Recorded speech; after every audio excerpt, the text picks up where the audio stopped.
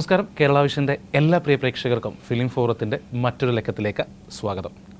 ഇന്ന് നമ്മോടൊപ്പമുള്ളത് ഇഷ്ടരാഗം എന്ന ചിത്രത്തിൻ്റെ അണിയറ പ്രവർത്തകരും അതിലൂടെ രണ്ട് യുവ കഥാപാത്രങ്ങളായി നമ്മളുടെ മുമ്പിലേക്ക് എത്തുന്ന നായകനും നായികയാണ്.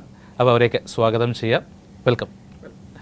എന്തൊക്കെയാണ് വിശേഷങ്ങൾ? എന്താണ് ശരിക്കും ഇഷ്ടരാഗം? ഇഷ്ടരാഗം ഒരു റൊമാൻറ്റിക്കൽ മ്യൂസിക്കൽ ത്രില്ലറാണ്. റൊമാൻറ്റിക്കൽ മ്യൂസിക്കൽ ത്രില്ലർ, അതാണ് സിനിമയുടെ ഹൈലൈറ്റ് എന്ന് തോന്നുന്നു അല്ലേ? അതെ അതെ. സംഗീതത്തിന് നല്ല പ്രാധാന്യമുണ്ട്. അതേപോലെ തന്നെ ഒരു ത്രില്ലർ എലമെന്റ് ഉണ്ട്. പിന്നെ ഒരു പ്രണയം. സാധാരണ നമ്മൾ കാണുന്ന കോമ്പിനേഷൻസ് സംഗീതവും പ്രണയവുമാണ്. അല്ലെങ്കിൽ എന്താണ്, ത്രില്ലറും പ്രണയവും വന്നിട്ടുണ്ട്. സംഗീതവും പ്രണയവും ത്രില്ലറും ആദ്യമായിട്ടാണ്. എന്താണ് ഇങ്ങനെയൊരു സബ്ജക്ട് ഓഫ് കോമ്പിനേഷൻ? അല്ല, ഇത് ഒരു +2 വിദ്യാർത്ഥിനിയുടെ ഒരു പ്രണയമാണ്.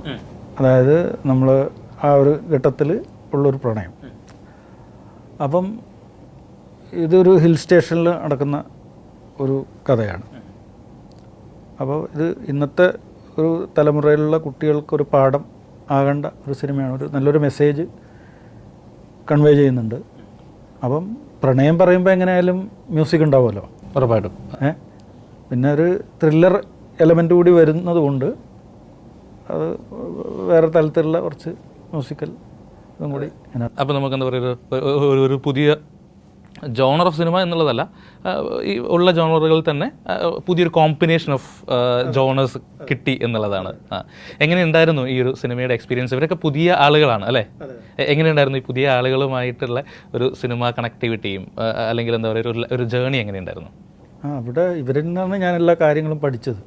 ഇവരിൽ നിന്നാണ് എല്ലാ കാര്യങ്ങളും പഠിച്ചത്. അവരായിട്ട് പഠിക്കും.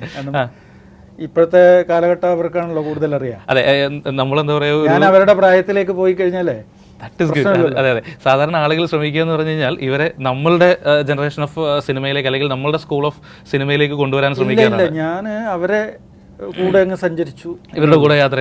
അവിടെ ഡയറക്ടർ എന്നൊന്നുമില്ല, നമ്മൾ തോളി കഴിയിട്ട് നടക്കും, എടാടെ പോടാനൊക്കെ, അതൊക്കെ തന്നെ. എടാന്ന് വിളിക്കാറുണ്ടായിരുന്നോ?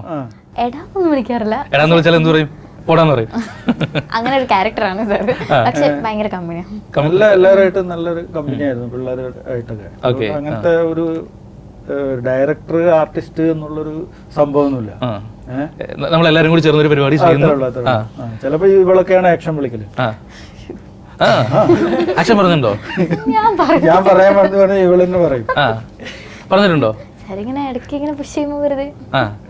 ആദ്യമായിട്ട് ആക്ഷൻ പറഞ്ഞു, അതായത് അതൊരു ഡയറക്ടറുടെ പ്രിവിലേജ് ആണ് അല്ലേ?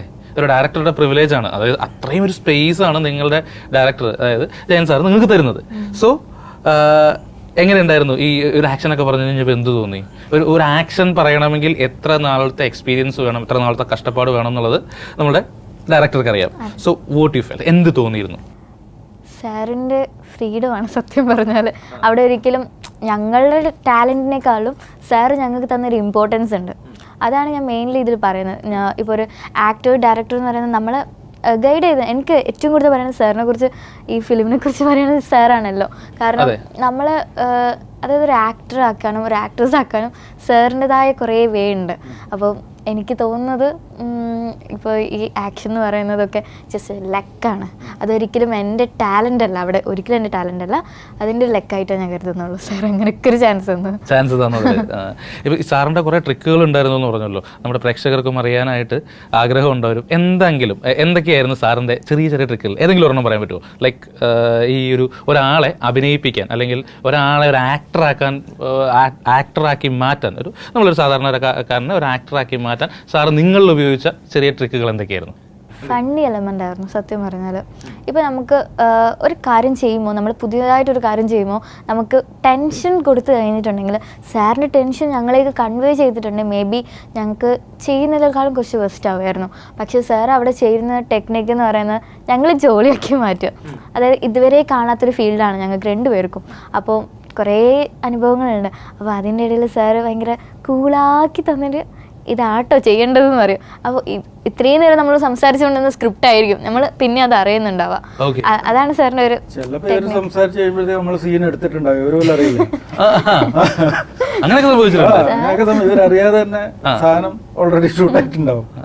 ആകാശ്, എങ്ങനെയുണ്ടായിരുന്നു ആദ്യ സിനിമ അനുഭവം? ആദ്യ സിനിമ അനുഭവം ഒരു ആദ്യം പറയാനുള്ള വേർഡ് പറയണ ലക്കാണ്, ഒരു ഭാഗ്യം. അത് പലർക്കും കിട്ടാത്തൊരു ഭാഗ്യമാണ് ഒരു ഫിലിമിൽ. പലരും എൻ്റെ അറിവിൽ ഒരുപാട് ആൾക്കാർ അഭിനയിക്കാനായിട്ട് സിനിമാ മേഖലയിൽ വരാൻ വേണ്ടിയിട്ട് ഈ 2-3 സെക്കൻഡ് ജസ്റ്റ് ഒന്ന് ക്യാമറയുടെ മുന്നിൽ വന്ന് പോകാൻ ആഗ്രഹിക്കുന്ന വ്യക്തികളുണ്ട്, ഒരുപാട് പേരുണ്ട്. അതെ. അപ്പോൾ ആദ്യത്തെ ഒരു പടം, അതും മലയാളം ഫിലിം ഇൻഡസ്ട്രി എന്ന് മാത്രമല്ല, ഫിലിം ഇൻഡസ്ട്രിയിൽ തന്നെ ആദ്യമായിട്ടൊരു ഫിലിമിൽ അഭിനയിക്കാൻ പറ്റി, അതും ലീഡിങ് ആർട്ടിസ്റ്റായിട്ട് അഭിനയിക്കാൻ പറ്റി എന്ന് പറയുന്നത് എൻ്റെ ഏറ്റവും വലിയൊരു ഭാഗ്യമാണ്. സോ അതിനെ ഗൈഡ് ചെയ്തതും എന്നെ ഇതിൽ കാസ്റ്റ് ചെയ്ത ജയൻ സാറിനാണ് എനിക്ക് ആദ്യം താങ്ക്സ് പറയേണ്ടത്. കാരണം ഒരുപാട് സ്ട്രഗിളൊക്കെ ചെയ്തിട്ടുണ്ടായിരുന്നു.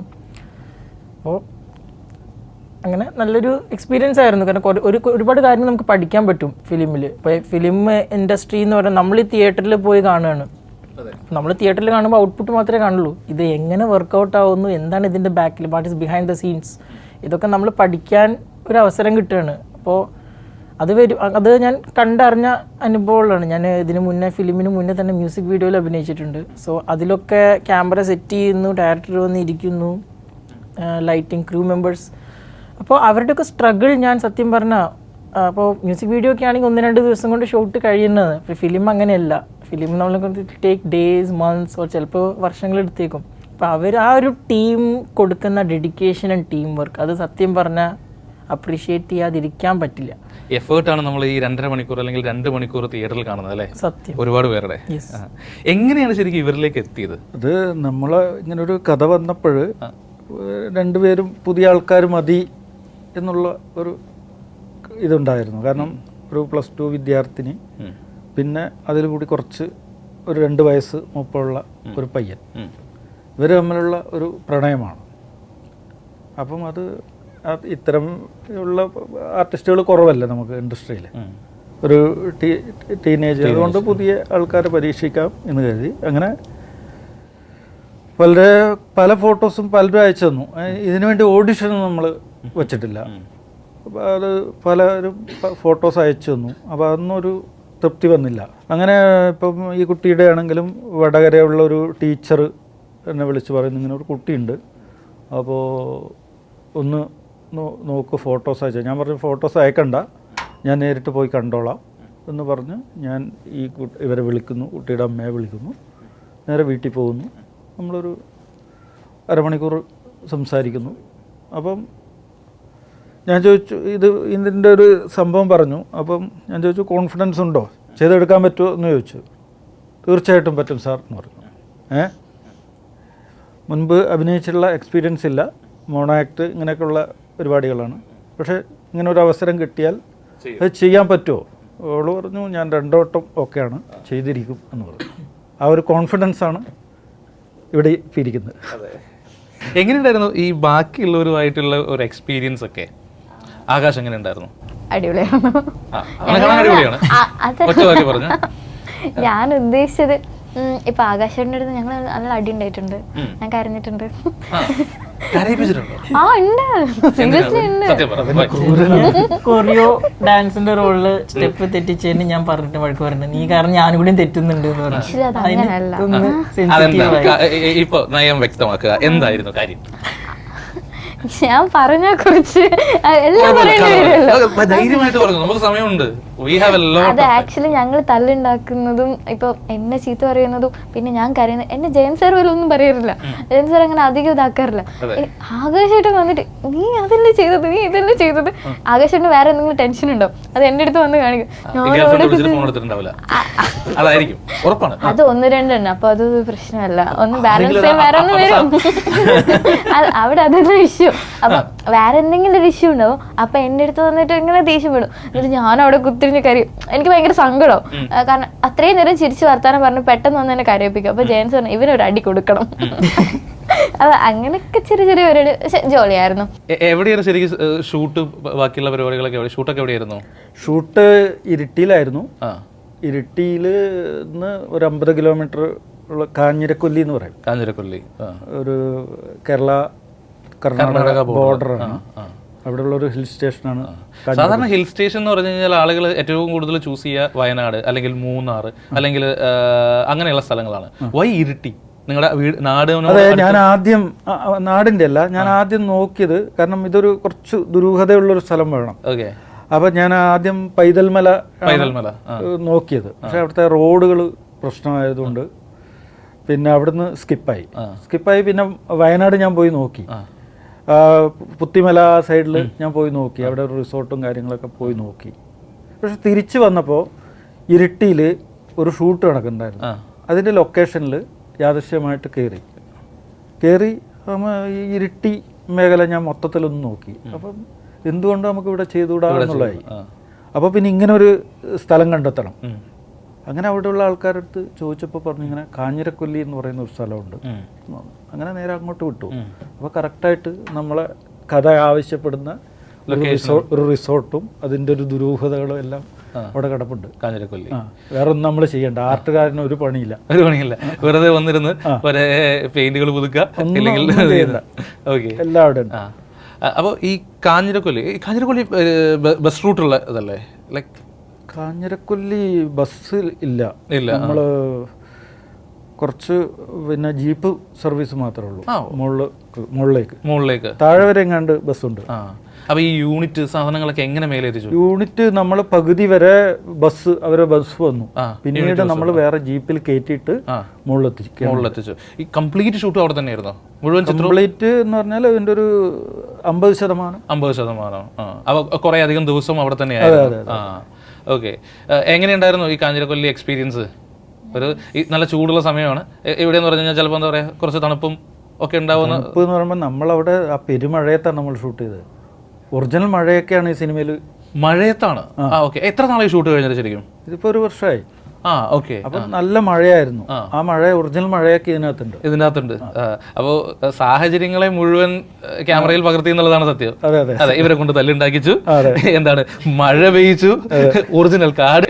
എന്തായാലും കൊള്ളാം. പിന്നെ എന്താണ് ശരിക്കും ഈ ഒരു സിനിമ പറയാൻ ശ്രമിക്കുന്ന പ്രമേയം? പറയാൻ ശ്രമിക്കുന്നത് എന്ന് പറഞ്ഞാൽ ഒരു പ്രണയ കഥയാണ്. പക്ഷെ പ്രണയത്തെക്കാൾ ഉപരി പ്രണയത്തിനും അപ്പുറത്തുള്ള ചില വീണ്ടുവിചാരങ്ങളുണ്ട്. ഇനി വരുന്ന ഒരു ജനറേഷന് കൊടുക്കാൻ നമ്മളെ കയ്യിൽ അതേ ഉള്ളൂ. അപ്പം അതൊരു വാണിംഗ് ആണ് ഈ സിനിമ കൊടുക്കുന്നത്.